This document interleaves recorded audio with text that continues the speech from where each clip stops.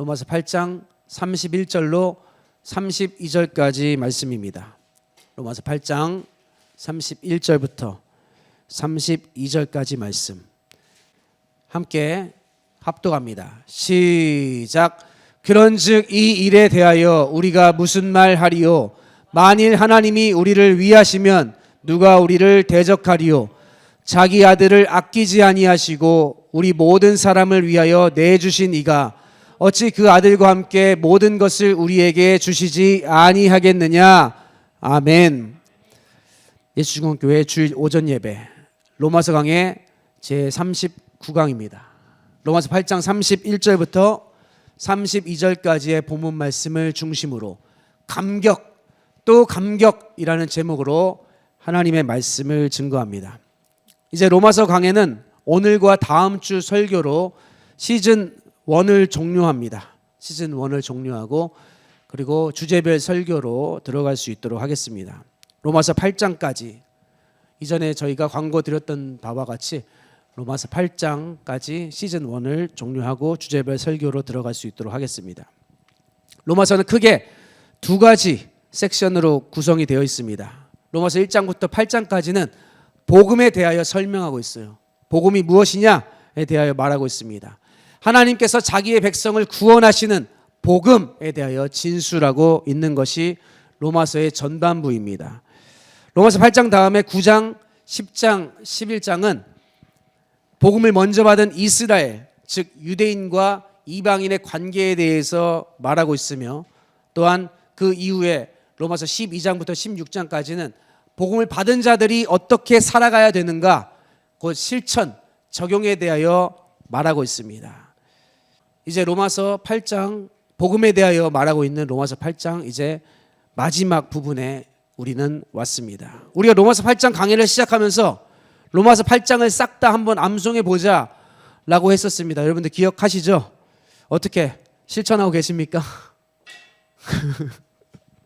네, 우리처럼 영적인 일에 사모하는 마음이 별로 없습니다. 그렇죠? 영적이고 가치 있는 일에 우리가 좀 사모하는 마음과 열심을 낼 필요가 있어요. 그죠? 네, 맞습니다. 근데 우리는 많은 열심이 없습니다. 말씀 암송하는 거 참으로 쉽지 않지만 가치 있는 일이라고 생각합니다. 그렇죠? 정말 가치 있는 일이에요. 우리가 영적으로 침체해 있을 때 또 때로는 영적인 어떤 공격을 받을 때 말씀을 암송하는 것은 정말로 큰 도움이 됩니다. 우리에게 큰 무기가 된다는 거예요. 마귀의 공격을 받을 때 우리는 말씀의 검으로 싸워야 된다는 것이죠. 야고보서 1장에도 그런 말씀이 있습니다. 너희 영혼을 능히 구원할 바 마음에 심겨진 도를 온유함으로 받으라. 다시 말해서 우리 마음에 심겨진 도가 있어야 된다. 우리 마음에 하나님의 말씀이 심겨져 있어야 돼요. 우리 그것을 양식으로 삼아야 된다는 것이죠. 제가 존경하는 목사님 중에 존 파이퍼 목사님이라는 분이 계시는데 성경 암송의 대가이십니다. 말씀을 전하다가 감동이 되셨는지 로마서 8장을 처음부터 끝까지 다 암송하시더라고요. 줄줄줄. 많은 도전이 됐어요. 시편도 막 그냥 줄줄줄 암송합니다. 얼마나 우리 안에서 그 말씀이 새겨져 있을 때 그 말씀을 우리가 곱씹으면서 우리에게 주어진 은혜가 많겠습니까? 자, 우리가 8장 전체를 암송하지 못했다 할지라도 이제부터 기회가 있습니다. 아시겠죠? 로마서 8장 31절부터 39절까지 한번 암송해 보는 겁니다. 한 주간 한번 도전해 보시겠습니까? 자매님 도전해 보시겠어요? 도전해 보십시오. 로마서의 저자인 바울은 로마서 8장 30절까지 이 복음에 대해서 이미 다 설명했어요. 이미 설명 마친 복음, 그 복음에 대하여 이미 설명이 끝났는데 31절부터 39절까지 무슨 할 말이 더 있어가지고 성경을 기록했을까요? 오늘 설교의 제목처럼 바울은 자신이 로마 교회에 써내려간 복음의 모든 내용을 음미하고 곱씹으면서 엄청난 감격에 사로잡혀 있습니다. 그리고 그 감격에 사로잡혀서 아주 담대하고 도전적으로 5가지 질문을 지금 던지고 있는 것이죠. 그 질문이 무엇입니까? 31절입니다. 만일 하나님이 우리를 위하시면 누가 우리를 대적하리요? 두 번째 질문. 자기 아들을 아끼지 아니하시고 32절이에요. 우리 모든 사람을 위하여 내주시니가 어찌 그 아들과 함께 모든 것을 우리에게 주시지 아니하겠느뇨? 33절. 누가 능히 하나님께서 택하신 자들을 고발하리요. 34절 누가 정죄하리요.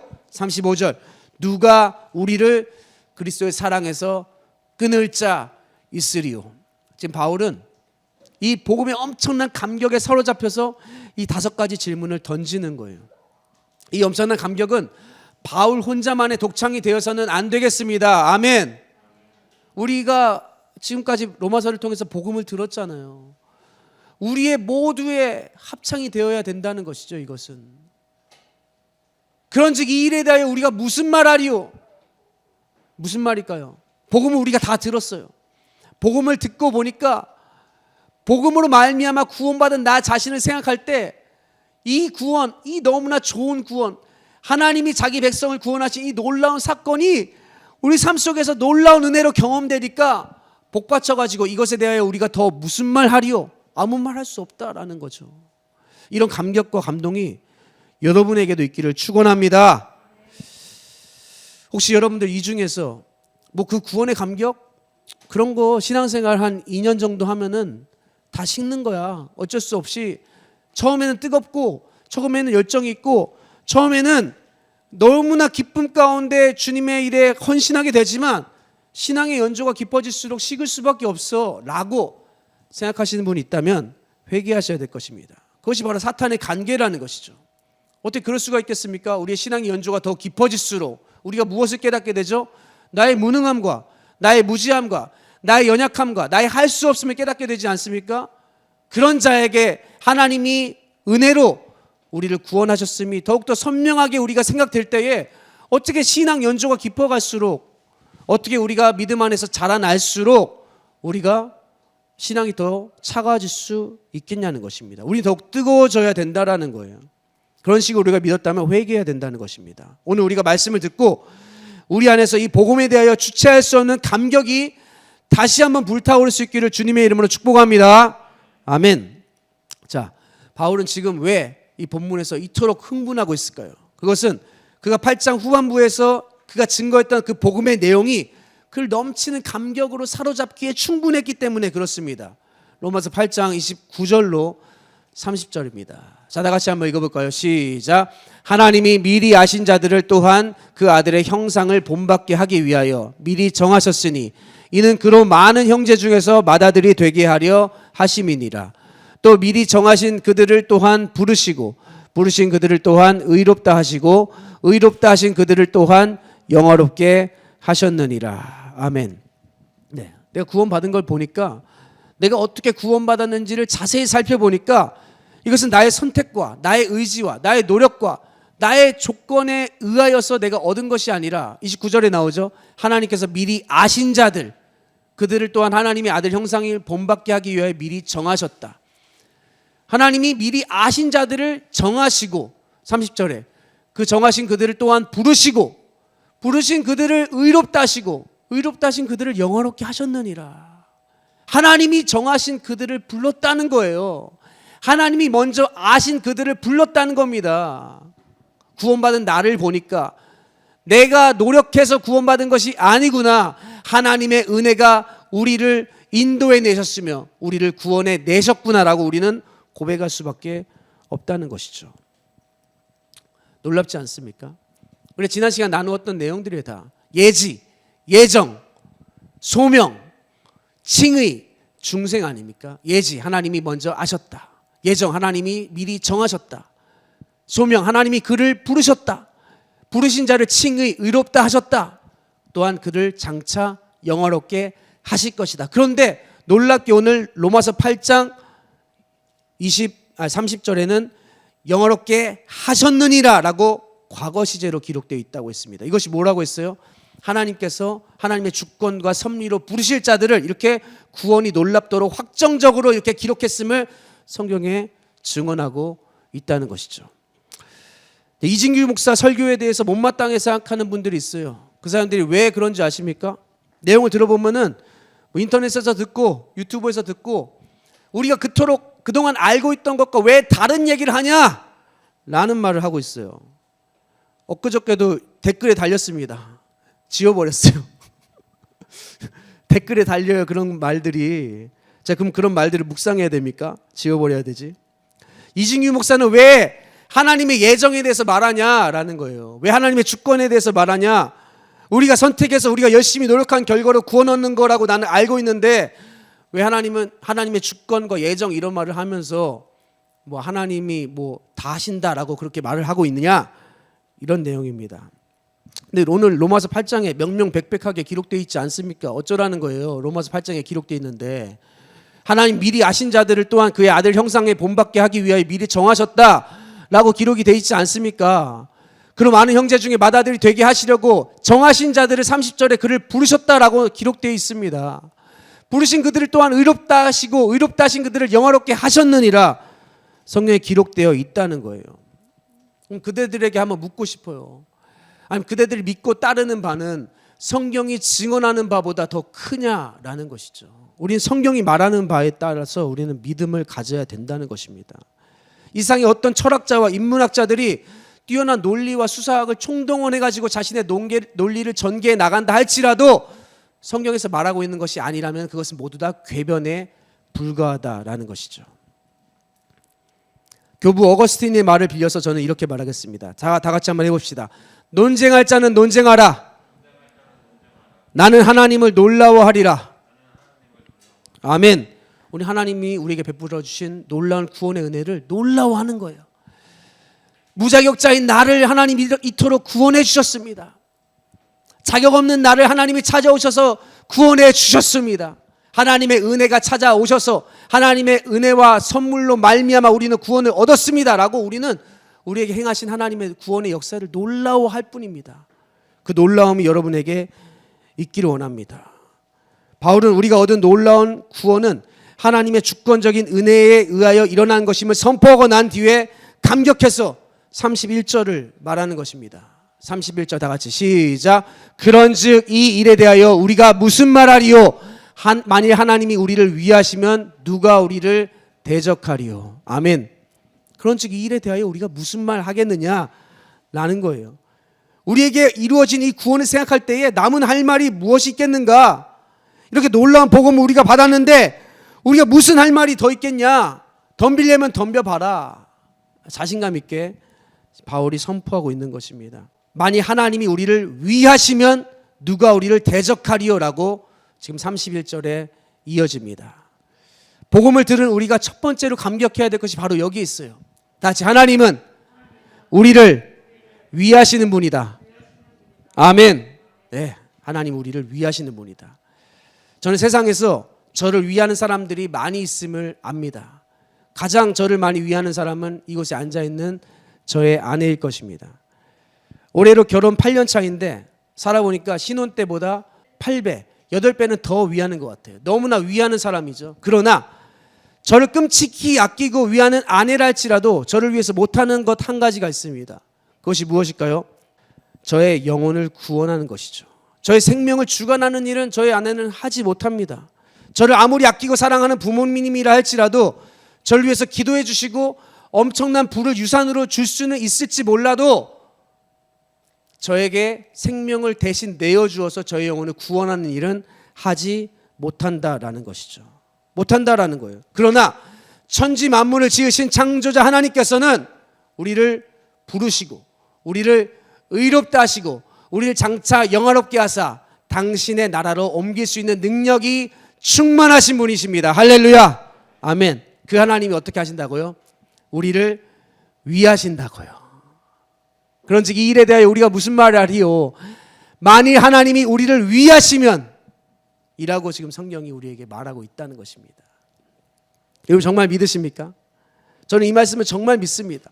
그리고 이 말씀의 근거에서 오늘을 감격합니다. 하나님이 우리를 위한다고 했을 때 우리는 어떻게 감격하지 않을 수 있냐는 거예요. 천지를 지으신 하나님께서 우리를 위하고 계십니다.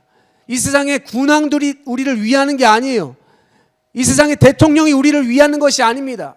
그들이 우리를 위하여 뭔가를 한다 할지라도 우리는 위로를 받을지인데 창조주 하나님께서 우리를 위한다 했을 때 우리는 엄청난 위로를 받을 수 있다는 것이죠. 어찌 감격하지 않을 수 있냐라는 것입니다. 이 고백은 바울만의 전유물이 되어서는 안 되겠습니다. 특별한 신앙 위인들만의 고백도 아니에요. 우리 모두의 고백입니다. 여러분들의 고백, 이기를 바랍니다. 아멘. 저는 개척하고 이제 20개월 지났어요. 20개월 지나고 보니까 정말로 개척한 것도 마찬가지고 제가 지금까지 사역할 수 있는 모든 것이 하나님이 우리에게 은혜를 주시고 하나님이 선물로서 이 모든 과정들을 허락한 것임을 분명히 믿고 고백하게 됩니다.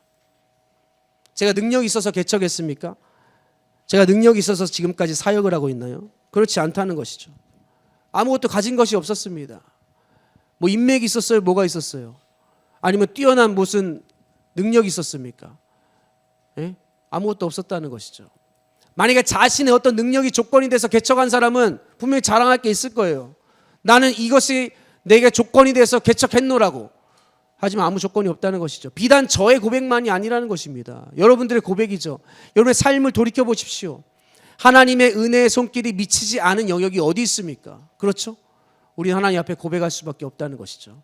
다시 하나님은 나를 위하는 분이시다. 할렐루야. 아멘. 자, 근데 바울이 계속해서 고백하는 거예요. 하나님이 우리를 위하시는데 누가 우리를 대적하리요? 라고 말하고 있습니다. 만유의 주인이신 하나님이 우리를 편들어 주시는데 감히 누가 우리의 대적자가 되겠는가?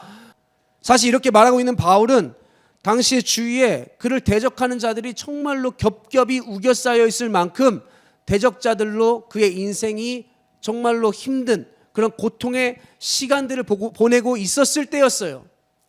말씀을 통해서 우리가 확인해 보겠습니다. 고린도후서 4장 7절 이하입니다. 같이 읽어봅니다. 시작. 우리가 이 보배를 질그릇에 가졌으니 이는 심히 큰 능력은 하나님께 있고 우리에게 있지 아니함을 알게 하려 함이라. 우리가 사방으로 우겨쌈을 당하여도 쌓이지 아니하며 답답한 일을 당하여도 낙심하지 아니하며 박해를 받아도 버림받지 아니하며 거꾸러뜨림을 당하여도 망하지 아니하고. 아멘. 네, 이 성경 구절 속에서 지금 바울이 겪고 있었던 그 고난의 무게가 느껴지지 않습니까? 사방으로 우겨쌈을 당하였어요. 복음 전도자로 살아가는 것 때문에 답답한 일을 당하였습니다. 박해를 받았어요.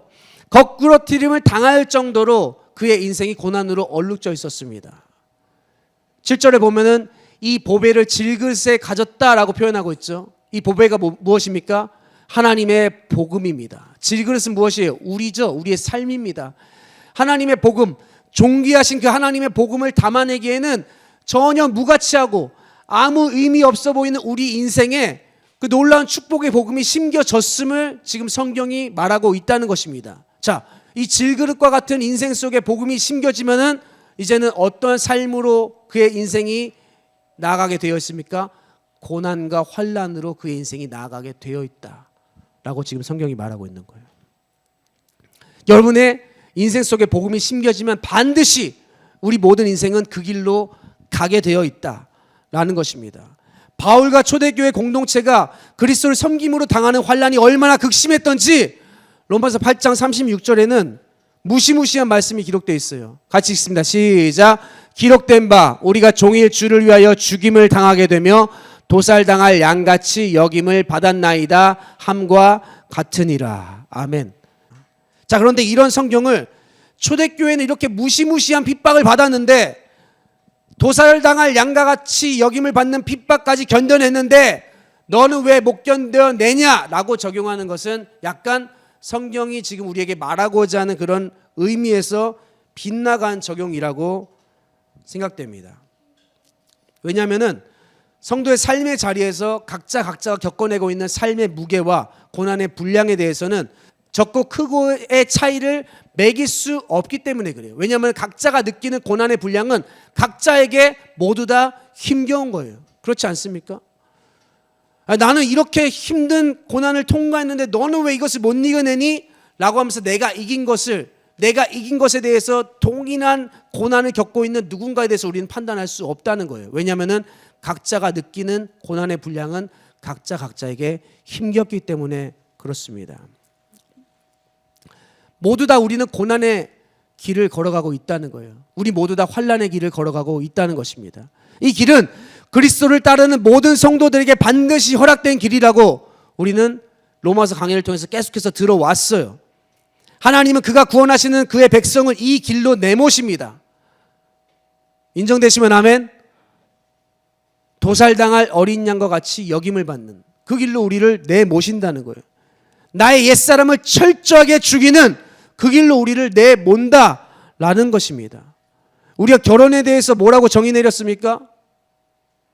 다 같이 결혼은 나의 옛자의 무덤이다 라고 정의 내렸잖아요. 나의 옛자의 무덤.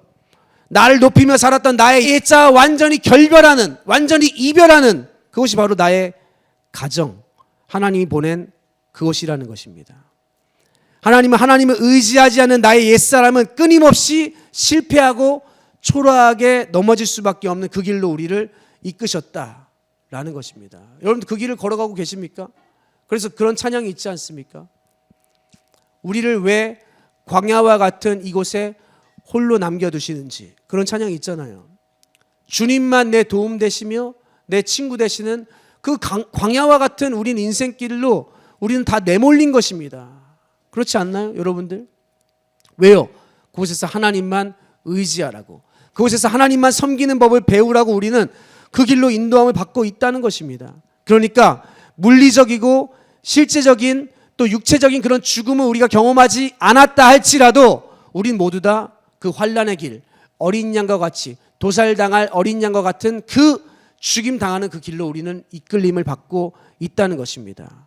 그러니까 성도라는 이름으로 각자에게 주어진 하나님께서 부르신 그 길을 걸으며 믿음의 선한 싸움을 싸우는 여러분들이 바로 모두 그 길의 주인공이라는 것이죠. 그러니까 한 사람도 그 길에서 이탈하려 하지 마시고 믿음으로 그 선한 싸움을 싸우려 하시기를 바랍니다. 아멘. 근데 우리는 우리의 힘으로 그 길을 걸어갈 수 없다라는 것이죠. 31절 본문 말씀에 나와 있는 바와 같이 하나님이 우리를 위하고 계시다. 이것을 우리가 처절하게 믿고 의지할 때에 우리는 그 길을 반드시 걸어갈 수 있게 된다라는 것입니다. 할렐루야. 아멘. 그 길 위에서 우리는 언제나 우리를 대적하는 세력들을 만납니다. 제가 생각할 때 우리 공격하는 가장 많은 대적은 메시지, 즉 언어의 공격이라고 생각합니다. 우리가 하루에도 수차례 대면하는 가장 큰 대적은 우리 주위에서 항상 포진해 있는 각종 메시지들입니다. 각종 메신저예요. 우리에게 뭐라고 말하는 그들이라는 것이죠. 그 대적은 여러 가지 옷을 입고 우리에게 나타납니다. 여러 가지 옷이 그들에게 있어요. 어떤 옷이 있습니까? 거짓 복음의 옷을 입고 우리에게 나타나기도 합니다. 그리고 노골적으로 비난의 옷을 입고 우리에게 나타나기도 하며 때로는 칭찬을 가장한 위선의 옷을 입고 우리에게 나타나기도 합니다. 어쨌든 우리에게 메시지로 우리의 말들로서 우리를 공격한다라는 거예요. 우리가 언제나 이 대적에 의하여 공격받고 넘어질 때는 우리가 복음으로 무장하고 있지 않을 때입니다. 이해되십니까? 우리가 복음으로 무장해야지 이 메신저들 공격에 의해서 우리가 넘어지지 않을 수 있다라는 거예요. 복음을 모르는 이들이 가장 많이 미혹당하는 공격은 바로 거짓 복음의 공격입니다. 갈라디아 교회에 침투했던 거짓 교사들, 그들이 전했던 거짓 복음에 의하여 갈라디아 교회가 완전히 쑥대밭됐습니다. 이것들은 초대교회에서도 바울을 가장 많이 공격했던 세력이며 심지어 예수님마저도 공격하려 했었던 아주 의기양양한 세력입니다. 오늘날에도 있어요. 초대교회로부터 오늘날까지 오고 오는 모든 세대 가운데 교회들이 이 거짓 복음의 공격을 받고 있습니다. 그 대표 주자가 무엇입니까? 바로 율법주의와 또 영지주의입니다. 제가 많이 말씀드렸죠. 율법주의, 영지주의. 이미 설교석상에서 많이 다루었기 때문에 짧게 핵심만 말하자면 율법주의는 많은 규칙들을 만들어내고 그 규칙들을 우리가 모두 지켜야 하나님으로부터 인정받을 수 있다라고 말하는 거예요. 많은 규칙들을 만들어내고. 어떻습니까? 여러분들은 여러분들이 정한 규칙 혹은 여러분의 공동체에서 정한 그 규칙들을 많이 지켜내서 그것으로 말미암아 하나님으로부터 인정받고 하나님으로부터 의롭다함을 얻으려는 그런 마음이 없으셨는지요? 그런데 이 프레임 안에서 하나님의 완전한 인정에 도달할 수 있는 사람은 아무도 없습니다. 아무도 없어요. 오직 그 이단의 교주만 그 모든 규칙들을 다 지켜낼 수 있게 그 한 사람만이 인정받을 수 있는 거예요. 그리고 영지주의는 무엇입니까? 영지주의의 핵심은 무엇이냐면은 많은 체험과 또 많은 경험을 하고 신앙상의 위대한 승리가 있는 자들을 하나님이 받아주시며 그를 기뻐하시며 그를 위해 주실 것이다 라고 말하는 거예요. 많은 체험이 있어야 돼요. 남들보다 위대한 간증이 있어야 됩니다. 위대한 간증이 없으면은 나는 신앙상의 어떤 승리를 하고 있다라고 축에도 못 껴요. 항상 위축되어 있습니다. 어떻습니까? 뭘 항상 보려고 하고 뭘 들으려고 뭘 느끼려 한다는 거예요. 하나님이 이미 기록된 문서, 계시인 성경을 통해서 우리에게 다 공개해 놓으셨습니다. 우린 더 뭘 볼 필요가 없어요. 뭘 들을 필요가 없습니다. 우리에게 주신 말씀만 믿으면 된다는 것이죠. 자, 그렇다면은 참된 교회 공동체는 우리에게 무엇을 장려하는 곳이 되어야 될까요? 참된 교회 공동체는 우리가 어떠한 존재인지를 끊임없이 인식하도록 복음을 선포하는 공동체가 되어야 할 것입니다. 우리는 무엇을 해야 인정받는 존재가 아닙니다. 우리 많은 경험을 해야 인정받는 존재가 아니에요. 어떤 위대한 간증이 있어야 인정받는 존재가 아닙니다. 우리 어떻게 인정받을 수 있게 됐습니까? 우리에게 하나님이 행하신 그 놀라운 일 때문에 우리는 인정받는 존재가 되었다는 거예요. 할렐루야. 아멘. 예수 그리스도께서 우리에게 찾아오셨습니다.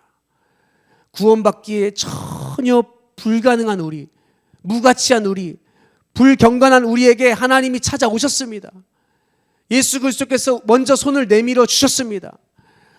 우리에게 찾아오셔서 당신의 복음으로 말미암아, 당신의 그 보혈의 능력으로 말미암아 우리를 죄와 저주와 사망의 권세 아래서 우리를 건져내셨습니다. 할렐루야. 이 복음을 우리가 가졌다면 이 복음으로 말미암아 우리는 존귀해진 자가 된 거예요. 참된 교회 공동체는 우리가 어떤 존재인지 이 분명한 존재 인식을 강화시키는 그런 공동체가 되어야 된다는 것이죠. 사랑하는 성도 여러분들, 이 복음에 대하여 여러분의 분명한 정체성을 가짐으로 말미암아 이 복음의 능력으로 여러분들 무장하여서 이단의 세력으로부터 여러분들을 잘 지킬 수 있기를 부탁드리겠습니다. 아멘. 그리고 또 우리를 무너뜨리는 한 가지 대적은 바로 비난의 세력입니다. 비난의 세력. 제가 방금 말씀드렸죠. 유튜브에 그 비난의 댓글이 올라왔다고. 그럼 제가 어떻게 반응해요? 아, 이거 정말 뜻없는 소리는 없다고 하는데 하나님이 또 저에게 하는 경고의 메시지가 아니야 하면서 이거 막 묵상해야 됩니까? 묵상해야 되냐고요. 묵상할 필요가 없습니다. 그런 글들은 그냥 지워버리지. 본 채널에서 활동 중지 눌러버리는 거예요. 다시는 댓글 못 달게. 묵상하고 있어야 됩니까? 묵상할 필요가 없다는 겁니다. 왜 제가 이렇게 자신만만하게 말씀드리죠? 제가 강단에서 그러면은 이렇게 확신도 없는 메시지를 선포하겠어요? 누가 뭐라고 하면은 그것 때문에 수정해야 되고, 아, 내가 전한 거 이거 잘못된 거 아니야? 이렇게 불확실한 복음을 여러분에게 전했어야겠습니까? 아니란 말이죠. 전 이미 검토가 끝나고 이미 확신이 있었고 이미 하나님이 내게 주신 메시지란 분명한 인식이 있었기 때문에 전한 거예요. 그럼 그것에 대해서 뭐라고 하는 이야기는 어떻게 해야 돼요? 무시해야 됩니다. 여러분의 삶도 마찬가지입니다. 여러분이 정말 하나님의 뜻 가운데 걸어가고 있다는 확신이 있다면 이 소리 저 소리 가운데 휘둘리지 마십시오. 할렐루야. 흔들리지 마세요. 그 사람들이 여러분의 인생 대신 살아줄 겁니까? 그 사람들이 여러분들의 인생에 어떤 영향을 끼치지 못하게 하십시오. 여러분의 삶의 주인은 여러분들입니다. 할렐루야. 여러분의 삶의 주인은 여러분들이에요. 하나님의 뜻 가운데 여러분의 삶이 정말 드려진 것이 확실하다면 하나님의 말씀에만 끌려다니는 인생이 될 수 있기를 주님의 이름으로 축복합니다. 아멘. 바울은 정말 자신을 괴롭히는 수많은 대적자들이 있었습니다. 그러니까 오늘날 제가 만약에 이 설교 석상에서 설교하다가 여러분들 저는 신학교 나온 거 분명합니다. 어느 대학교 몇 학번 나왔어요 라고 이렇게 만약에 계속 설교 석상에서 말한다고 생각해 보세요. 얼마나 초라해요. 그렇죠? 근데 사도 바울은 자기가 전하는 복음 가운데 그런 메시지를 계속 전합니다. 야, 나 사도권 하나님으로부터 받은 거 맞다. 이거 가짜 아니야. 왜냐면은 그의 사도권에 대해서 계속해서 추궁하는 사람들이 그의 주위에 있었어요. 동력자들 가운데 있었습니다. 그러니까 얼마나 초라합니까? 복음을 전하면서 그 얘기를 계속 해야 됐다니까요. 야, 내가 전하는 이 복음은 하나님으로부터 온 거 맞다 하면서 자신을 변호하는 얘기를 계속 했어야 됐단 말입니다. 그 정신적인 고통, 물리적인 핍박, 사람들의 정말 따돌림, 가는 곳마다 옥살이를 해야 되고 이런 여러 가지 고통에 자기 동족들로 말미암은 고난과 또 이방인들로 말미암은 고난과 또 로마인들로 말미암는 고난, 여러 가지 고난이 정말 그런 아픔이 그의 인생에 따라다녔다라는 것이죠. 하지만 그의 삶 속에 무수히 많았던 대적들이 있었음에도 불구하고 하나님이 자신을 위하고 있기 때문에 그것이 문제가 되지 않노라라고 말합니다. 복음에 대한 확신으로 말미암아 여러분도 이런 삶을 살아갈 수 있기를 주님의 이름으로 축복합니다. 아멘. 32절에 보면은 우리에게 증거한 그 복음이, 우리에게 전하여 준 그 하나님의 복음이 그냥 뜬구름 잡는 소리가 아니라고 지금 32절에서 증언하고 있습니다. 32절 같이 있습니다. 시작. 자기 아들을 아끼지 아니하시고 우리 모든 사람을 위하여 내주신 이가 어찌 그 아들과 함께 모든 것을 우리에게 주시지 아니하겠느냐. 아멘. 하나님이 자신의 독생자를 우리에게 아낌없이 내어주셨다라고 말하고 있어요. 자기 독생자를 내어주었다는 것은 무엇이죠? 자신의 최고의 가치를 우리에게 내어주셨다는 것입니다. 자신의 독생자를 아낌없이 우리에게 내어주실 만큼 우리를 귀하게 여겨주셨다는 거예요. 우리를 아끼셨다라는 것입니다. 이것에 여러분들 정말 감격할 수 있기를 주님의 이름으로 축복합니다. 영적 싸움의 핵심이 무엇인지 아세요? 우리 삶 속에서 크게 여겨야 될 가치를 크게 여기고 우리 삶 속에서 존귀하게 여겨야 될 가치를 존귀하게 여기는 것입니다. 그리고 우리가 신경 쓰지 말아야 될 것을 신경 쓰지 않는 거예요. 아시겠어요? 그러니까 우리 삶 속에 들어와서 우리 삶을 허무는 소리들 있죠? 무시하는 겁니다. 반사시키세요. 왜 묵상하고 있습니까? 여러분, 영적 싸움의 핵심은 기도한다고 앉아가지고 나에게 상처 주었던 것들을 묵상하는 게 아닙니다. 기도한다고 앉아가지고 내가 원수로 품고 있는 사람들을 마음에 품고 묵상하면서 그들 어떻게 하면 해코지할 수 있을까, 이런 마음을 품는 게 아닙니다. 영적 싸움이 아니에요. 그것은 당하고 있는 거죠. 우리가 정말로 존귀하게 여겨야 될 것이 뭐예요? 하나님이 우리를 그 아들 아낌없이 내어줄 만큼 소중하게 여겼다는 것이죠. 그것을 붙잡으십시오. 아멘. 그리고 무시할 것들 무시하세요. 듣지 마세요. 그것들이 여러분의 삶에 들어와서 묵상이 되지 않도록 차단하는 겁니다. 차단하십시오. 차단해야 될 것을 차단하지 않고 묵상하고 있냐는 것입니다. 답답하게. 우리 삶 속에서 일어난 가장 존귀하게 여김받고 기념해야 될 위대한 사건이 무엇입니까?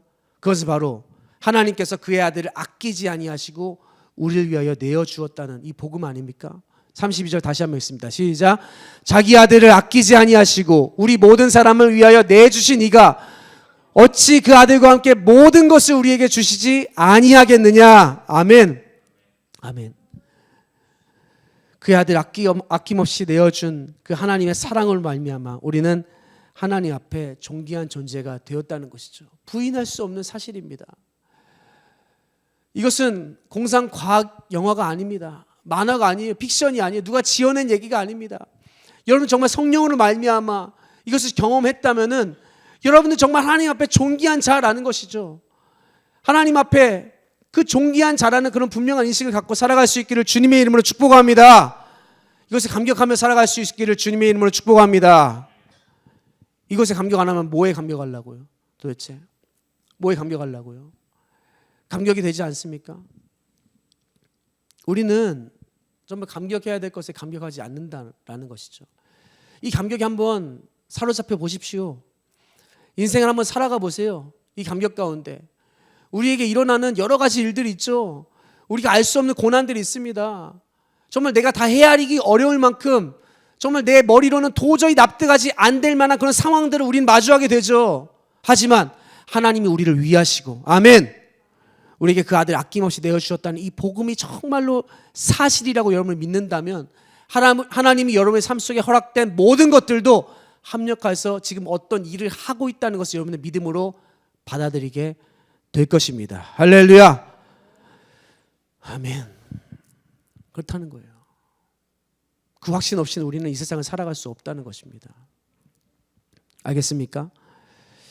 이 세상의 천만인은 우리의 대적이고 이 세상 모두가 다 연합해서 나를 비난한다 할지라도 우리를 위하시는 하나님, 우리를 위하여 자신의 독생자, 자신의 외아들 아낌없이 우리를 위하여 내어주신 그 하나님이 우리를 편들어주고 계시다는 그 사실이 여러분의 삶 속에 큰 감격과 울림으로 자리 잡을 수 있기를 주님의 이름으로 축복합니다. 아멘. 그래서 그 복음에 대한 감격이 여러분의 신앙 현실 속에 찾아오는 모든 도전들을 능히 이기고 오히려 여러분의 삶을 성숙으로, 여러분의 삶의 믿음의 진보로 말미암아 여러분의 삶을 더욱더 위대하게 만들어가는 동력이 될 수 있기를 주님의 이름으로 축복합니다. 아멘. 우리 함께 기도하겠습니다.